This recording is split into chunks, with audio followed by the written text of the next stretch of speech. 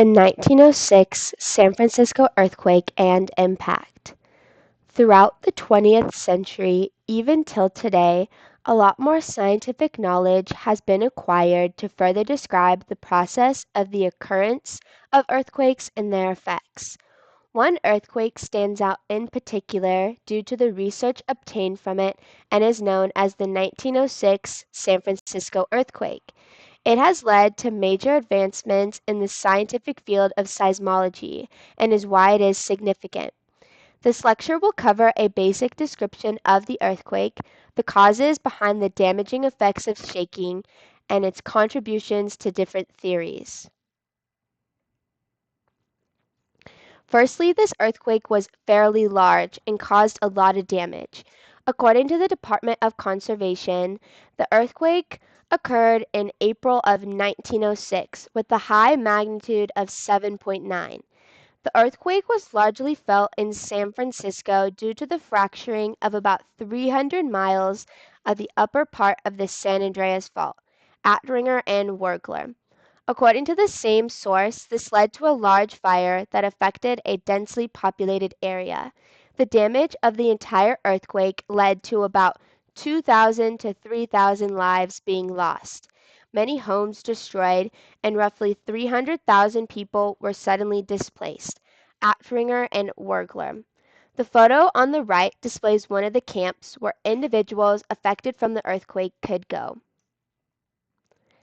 Interestingly, though, from the sadness and destruction of this earthquake, scientists were able to better understand how to be more prepared in the future by researching the reasons for the high amounts of damage that occurred in San Francisco that day.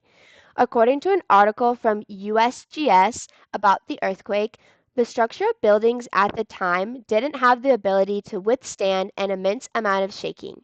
Earthquake Hazards Program. Nowadays, due to this information, especially in earthquake-prone areas, we can now try to be better prepared by constructing buildings more equipped to handle the effects of an earthquake. Another point made from the same source noted another reason for the immense amount of damage that occurred as being the softness of the material making up the ground. Earthquake Hazards Program. This information could also help mitigate the damage caused by an earthquake by avoiding building in even more in certain locations.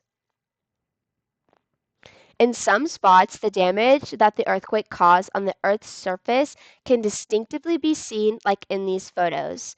This physical displacement of geologic materials led to an even greater discovery, though. According to the textbook Earth Science, this earthquake motivated H.F. Reid to complete more research leading to the theory of elastic rebound.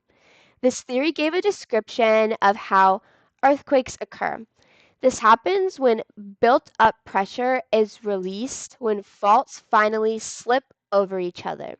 This energy then waves through the Earth's surface, affecting surface rocks that eventually almost snap back to their original position, but now at a different location along a fault. Tarbuck and Lutgens, 129.